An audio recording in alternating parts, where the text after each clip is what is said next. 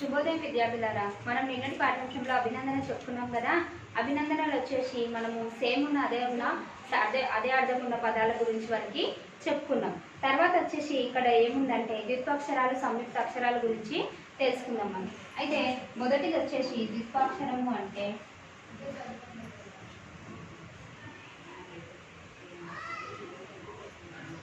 ద్విత్వాక్షరం వచ్చేసి ఇప్పుడు ఉదాహరణకి ఇప్పుడు ఏ హల్లుకి అదే హల్లు వచ్చి చేరేది కాబట్టి అది ద్విత్వాక్షరం అవుతుంది. ఇంతకుముందు మనం చెప్పుకున్నాం కదా, కాకి కావద్దు, మాకి మావద్దు, అట్లా దేనికి అదే వచ్చి చేరడాన్ని ద్విత్వాక్షరం అంటారు.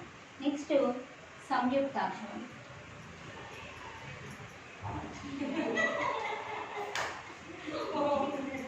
సంయుక్త అక్షరం వచ్చేసి ఒక హల్లుకి వేరే ఒత్తు హల్లు వచ్చి చేరడం అనమాట. నాకి వచ్చేసి యావత్తు వచ్చి చేరడం, ఇట్లా వేరే హల్లుకి ఇంకొక హల్లుకి వచ్చి చేరడాన్ని సంయుక్త అక్షరం అని అంటారనమాట. నెక్స్ట్ వన్ వచ్చి సంశ్లేషణ అక్షరం. ఏంటిది? సంశ్లేషణ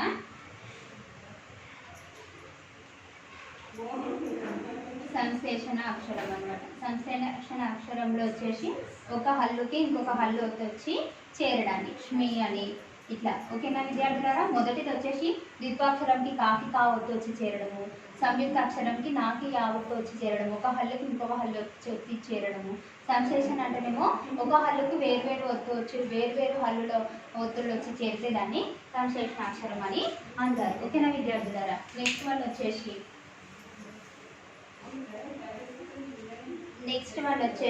ధ్వనుల గురించి తెలుసుకుందాం. ధ్వనులు అంటే ఏంటి? మనకు ఉదాహరణకి గా అని ఇచ్చారు, దీన్ని గ ప్లస్ నెక్స్ట్ ఏమని రాస్తారు? గ ఆ వస్తుంది కదా, ఆ అనే శబ్దం వస్తుంది కాబట్టి ఆ. ఓకేనా విద్యార్థులారా? అట్లా మిగతాది వచ్చేసి ఏంటి? ఎత్తండి. ఎత్తండిలో మనకి ధ్వనులు వచ్చేసి ఇక్కడ ఏమి ఇచ్చారు? త అంటే త, నెక్స్ట్ మళ్ళా ప్లస్ తావత్తు వచ్చి చేరింది కదా తు అని. నెక్స్ట్ సౌండ్ శబ్దం ఏమొస్తుంది? తా అంటే ఆ అని. నెక్స్ట్ మనకి దేనికి కొత్త వచ్చి చేరింది? దీన్ని మొత్తానికి కదా కాబట్టి ఇది తా కింద తావత్తు అని ఇట్లా రాస్తాం. ఓకేనా విద్యార్థులు? నెక్స్ట్ మనం వచ్చేసి రెండో పాఠ్యాంశము అభినందన గురించి తెలుసుకుందాం. ఓకేనా? అభినందనలో ముఖ్య అంశాలు తెలుసుకుందాం.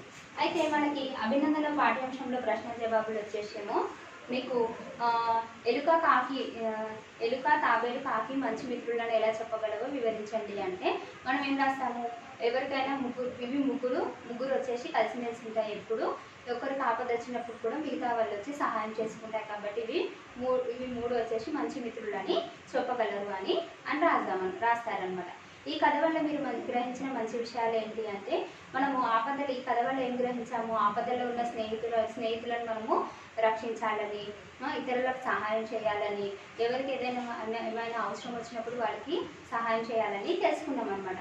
అయితే నెక్స్ట్ ఈ కథకు ఇంకేం పేరు పెట్టవచ్చు, ఎందుకు అని అంటున్నారు. ఈ కథకు వచ్చేసి మనము స్నేహబంధం అని ఆల్రెడీ వాళ్ళ కథకి హెడ్డింగ్ అనేది పెట్టారనమాట. మనం ఇంకా వేరేదేం పెడతామంటే మిత్రలాభం అని పేరు పెట్టవచ్చు. ఎందుకంటే ఇది మిత్రుల సహాయం వల్ల ఒకరికొకరు సహాయం చేసుకుంటూ ఉన్నారు కాబట్టి దీనికి మిత్రలాభం అని పేరు పెట్టవచ్చు అనమాట. ఈ కథను క్లుప్తంగా రాయండి అంటే మనం ఏం రాస్తాము? కాకి ఎలుక తాబేలు మంచి మిత్రులు, ఎందుకంటే ఒకరికి ఆపద వచ్చినప్పుడు కూడా మిగతా వారు వచ్చి రక్షిస్తాయి. మళ్ళీ వేటగాడి వలలో చిక్కుకున్నప్పుడు ఎలుక వచ్చి సహాయం చేసి చిత్రాంగుని కాపాడిందని. మిగతా వచ్చేసి ఇక్కడ ఏం రాస్తారు? జింక పరిగెత్తుకుంటూ వారి దగ్గరకు వచ్చిందని, వస్తే నువ్వు ఎవరైనా అడిగితే తను వచ్చి తన గురించి వివరాలు మొత్తం చెప్పిందని. నేను ఇట్లా అడవిలో ఉంటుండే, నేను ముందు రాజు దగ్గర ఉంటుండే, నేను ఇట్లా బాధపడుతున్నాను అని, నా కుటుంబాన్ని నేను చూడలేకపోతున్నాను, బాధపడుతున్నాను అని తెలుసుకొని రాకుమారి నన్ను అడవిలో పంపించాడని చెప్పాడనమాట. ఈ విధంగా ఇలా దీనికి సొంతంగా మీరు ఆన్సర్ అనేది ఓన్గా రాయండి. ఓకేనా విద్యార్థులారా? నెక్స్ట్ వన్ వచ్చేసి మనము అర్థాల గురించి తెలుసుకుందాం. మొదటి బిట్టు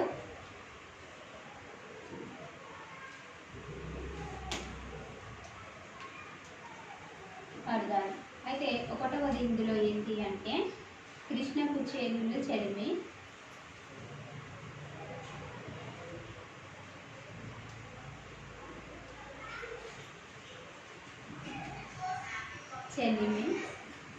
చెలిమి అనే పదానికి గీత గీశారు, అది అర్థం కాలేదు. గొప్పది అని ఇచ్చారు. గొప్పది అంటే ఏంటి? స్నేహం. ఇది చెలిమి అంటే ఏంటి? స్నేహం. ఏంటి? స్నేహం. నెక్స్ట్ వన్ రెండవది ఏంటి? తామరులు. తామరులు కొలనులో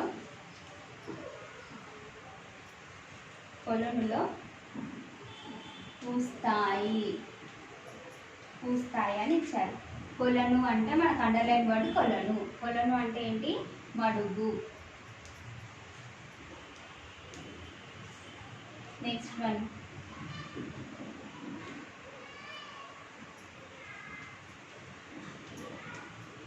ఎలుక కన్నంలో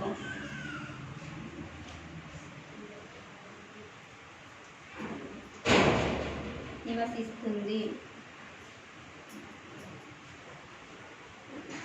కలను అంటే కలుగు. ఏంటిది? కలుగు. నెక్స్ట్ నాలుగవది మహావిష్ణువు.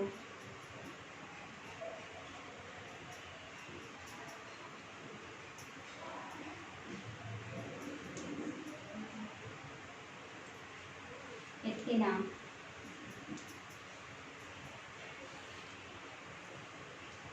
అవతారాలలో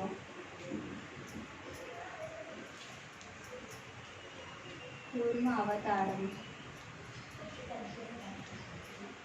కూర్మ అవతారం ఒకటి. కూర్మ అవతారం ఒకటి. కూర్మ అవతారం అంటే ఏంటి? తాబేలు. ఏంటి? తాబేలు. నెక్స్ట్ వన్ ఫిఫ్త్ వన్ వచ్చి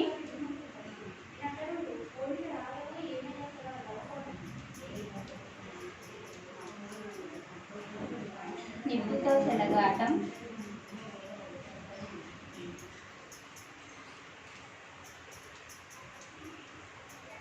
అపాయకరం. అపాయకరం అంటే ఏంటి? ప్రమాదం కదా. ఎస్, ప్రమాదం.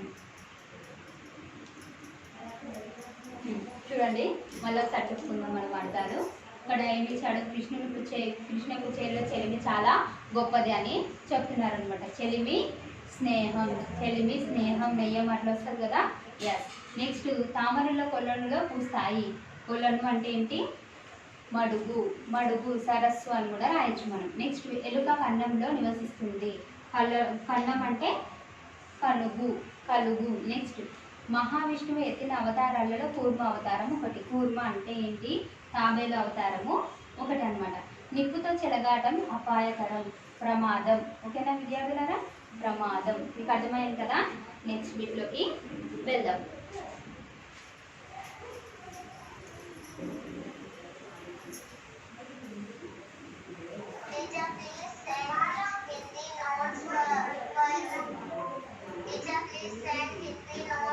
నెక్స్ట్ వన్ వచ్చేసి అర్థాలు.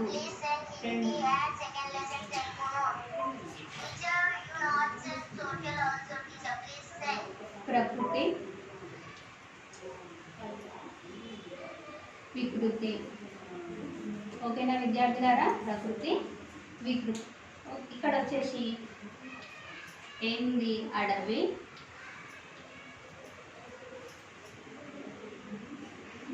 నెక్స్ట్ వన్ వచ్చి స్నేహం.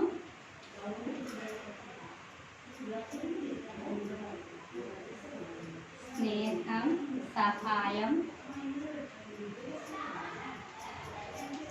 సహాయం. నెక్స్ట్ వన్ రాత్రి.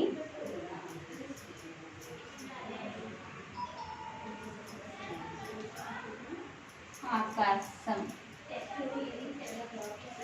నెక్స్ట్ వచ్చేసి ఇక్కడ మనకి ఏమి ఇచ్చారు? ఆకాశం,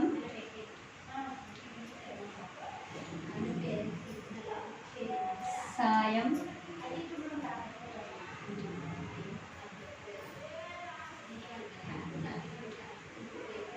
రాత్రి. నెక్స్ట్ వన్ నెయ్యం,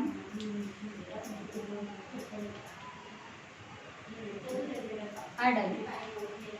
అయితే మనకి ఇక్కడ ఏమి ఇచ్చారన్నమాట? ప్రకృతి వికృతులు ఇవ్వడం జరిగింది. ఇక్కడ అటవి, స్నేహం, సహాయం, రాత్రి, ఆకాశం. ఇక్కడ మనకి ఆకాశం, సాయం, రాత్రి, నెయ్యి, అడవి అని ఇచ్చారు. అయితే మనము దీంట్లో ఏం చేయాలి? అటవి అంటే అడవి, ఇక్కడ వచ్చేసి 5 నెంబర్. ఓకేనా విద్యార్థులారా? నెక్స్ట్ స్నేహం అంటే ఏంటి? స్నేహం అంటే నెయ్యం కాబట్టి ఇది. నెక్స్ట్ సహాయంకి సాయం, రాత్రికి రాత్రి, ఆకాశంకి ఆకాశం.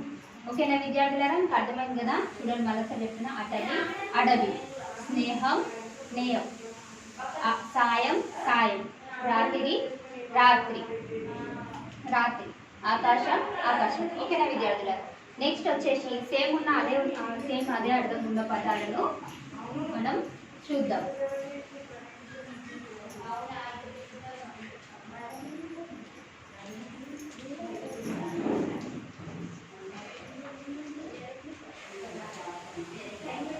అదే అర్థం వచ్చి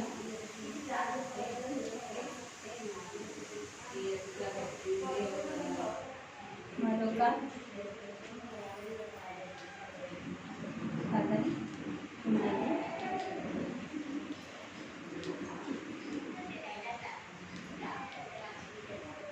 పదాల కింద గీత గీయండి. ఓకేనా విద్యార్థులారా? ఇక్కడ వచ్చేసి అదే అర్థం వచ్చే పదాలు చూడండి. గీత గీయండి అని అంటున్నారు. ఫస్ట్ వన్ ఏంటి?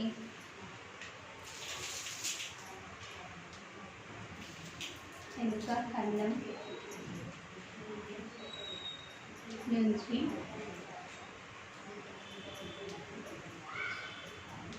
బయటకు వచ్చి రంధ్రం వైపు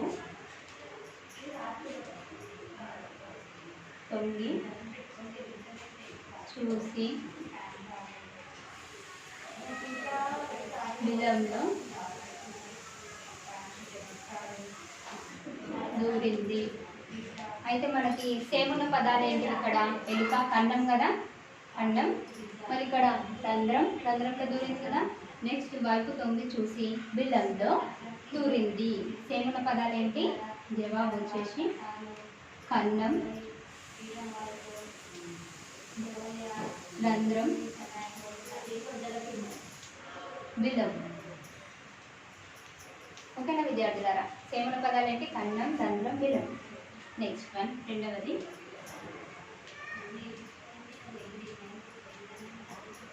కొలనులో కమలం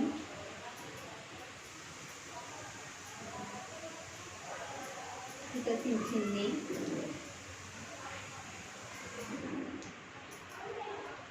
తాబేలు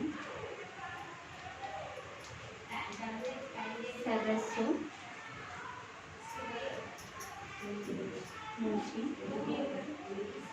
నుంచి పైకి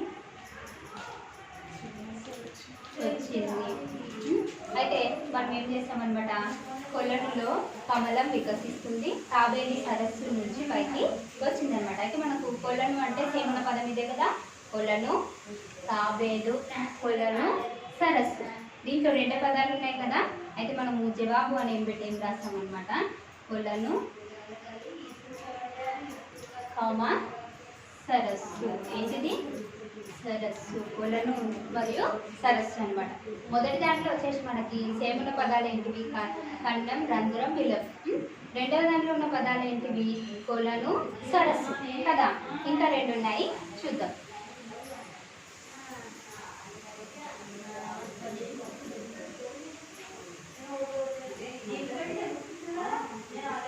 నెక్స్ట్ వన్ వచ్చేసి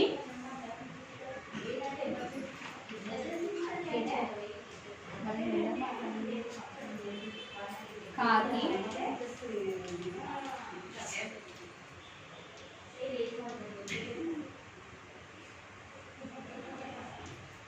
చెట్టుపై నుంచి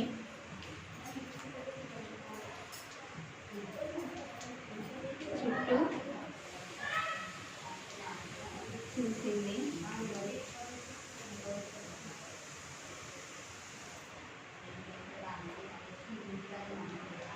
ఏమేమి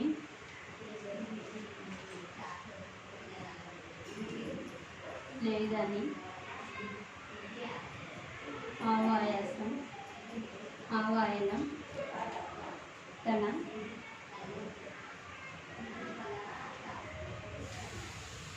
మిత్రులకు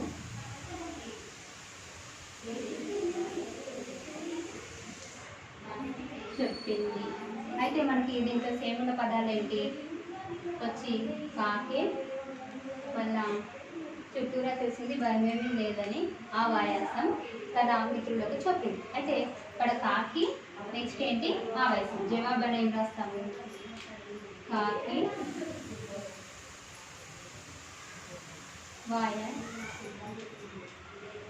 వాయాసం. ఇది వాయాసం విద్యార్థులారా, ఇది స. ఓకేనా? నెక్స్ట్ వన్ 4వది వచ్చేసి కాకి తాబేలు ఎలుకల సౌఖ్యం గొప్పది.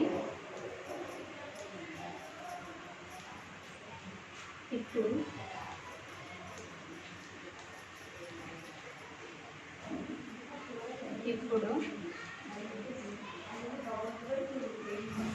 వాటికి జింకతో నెయ్యం కుదిరింది. అయితే ఇక్కడ ఏంటనమాట, కాకి చెట్టుపై నుంచి చుట్టూరా చూసింది, భయమేమే లేదని ఆ వాయాసం తన మిత్రులకు చెప్పింది. సేముల పదాలు కాకి వాయాసం. నెక్స్ట్ ఇక్కడ కాకి తాబేలు ఎలుక సౌఖ్యం గొప్పది, సౌఖ్యం. మళ్ళీ నెక్స్ట్ ఇప్పుడు వాటికి జింకతో నెయ్యం కుదిరింది. ఇక్కడ ఏంటి జవాబులు? సేముల పదాలు ఏంటి? సౌఖ్యం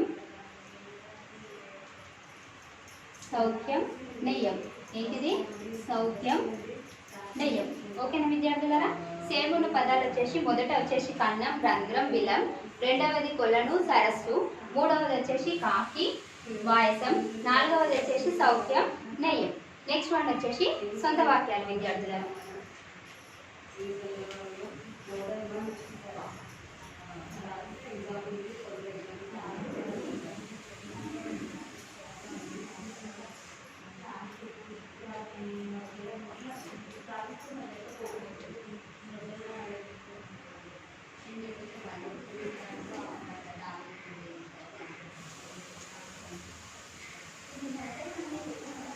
వాక్యాలు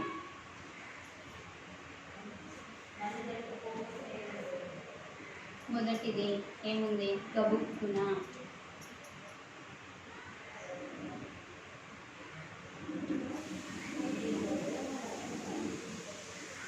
గబుక్కున అంటే కుక్కను చూసి పిల్లి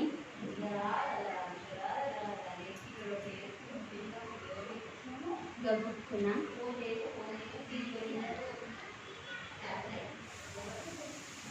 పారిపోయింది.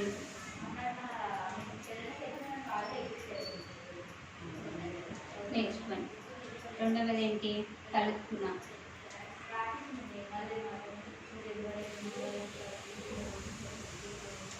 తలుక్కున అంటే ఆకాశంలో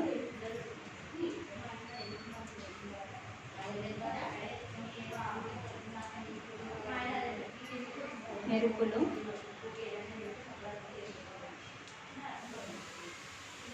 తలుక్కున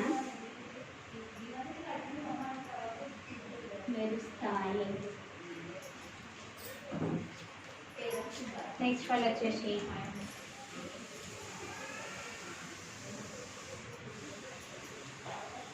చటుక్కున.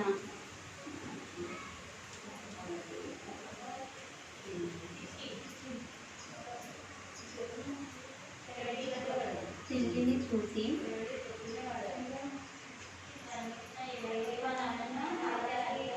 యొక్క చటుక్కున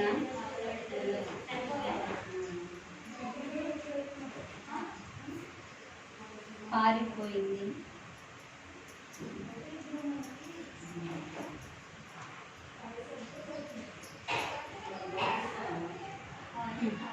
నెక్స్ట్ వన్ వచ్చేసి ఏముంది, మిరిమిట్లు గొలిపి.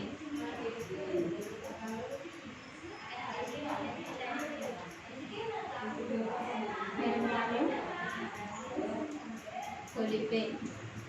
ఇక్కడ వచ్చేసి మిరిమిట్లు గొలిపే అంటే ఏంటి,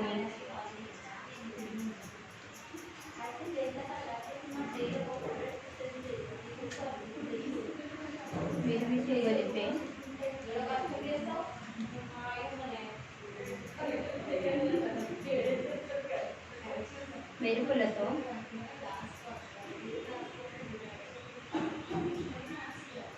మెరుపులతో పెద్ద గాలివాన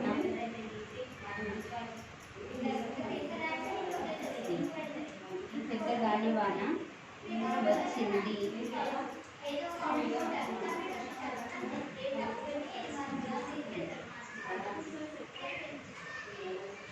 గబుక్కున కుక్కను చూసి పిల్లి గబుక్కున పారిపోయింది.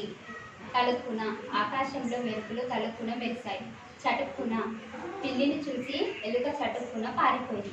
మిరిమిట్లు గొలిపే పెద్ద గాలివాన వచ్చింది కదా, నిన్న వర్షం పడిందిగా ఫుల్. ఎస్, మిరిమిట్లు గొలిపే మెరుపులతో పెద్ద గాలివాన వచ్చింది.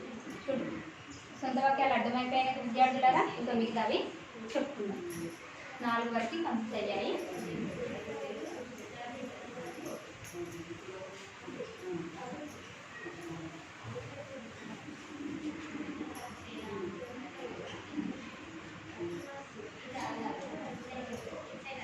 వడివడిగా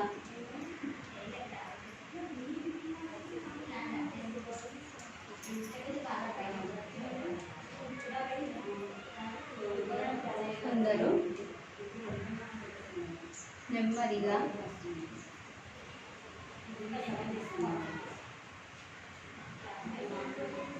నెమ్మదిగాను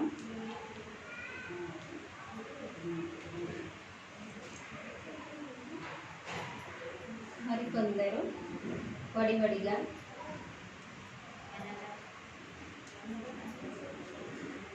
నడుస్తారు.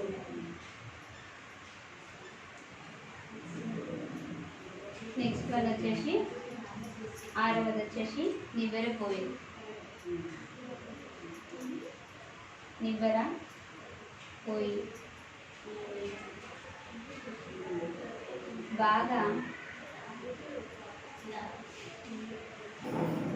చదివే మిత్రుడు నా మిత్రుడు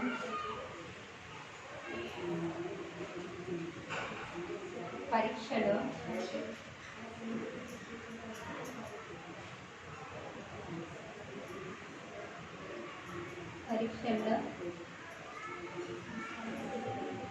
తప్పినందుకు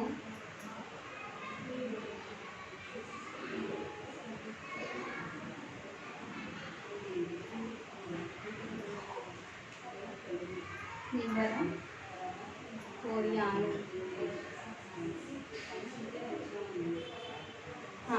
ఓకే విద్యార్థులారా, చూడండి ఇక్కడ 5th వన్ 5వది ఏంటంటే వడివడిగా, అంటే కొందరు నెమ్మదిగాను మరికొందరు వడివడిగా నడుస్తారని రాయండి. లేదా వచ్చేసి మనం ఏం రాయొచ్చు ఇక్కడ, నేను పాఠశాలకు వడివడిగా నడుస్తాను అని కూడా రాయొచ్చు మీరు సొంతంగా. వడివడిగా అంటే తొందరగా అని అర్థం. నెక్స్ట్ నివ్వెరపోయి అంటే నేను బాగా చదివిన మిత్రుడు పరీక్షలో తప్పినందుకు నేను నివ్వెరపోయాను. ఏదైనా షాకింగ్ న్యూస్ అనమాట, అనుకోలేదు అలా జరుగుతుంది అని చెప్పడం. ఓకేనా విద్యార్థులారా, అర్థమైంది కదా? సొంత వాక్యాలు పూర్తి అయిపోయాయి. ఇంకా మీరు ఇప్పుడు వచ్చేసి ఆల్రెడీ మీరు మనం ఇది చెప్పుకున్నాము, భాషల గురించి తెలుసుకుందాం మనము, చూద్దాం. ఓకేనా విద్యార్థులారా?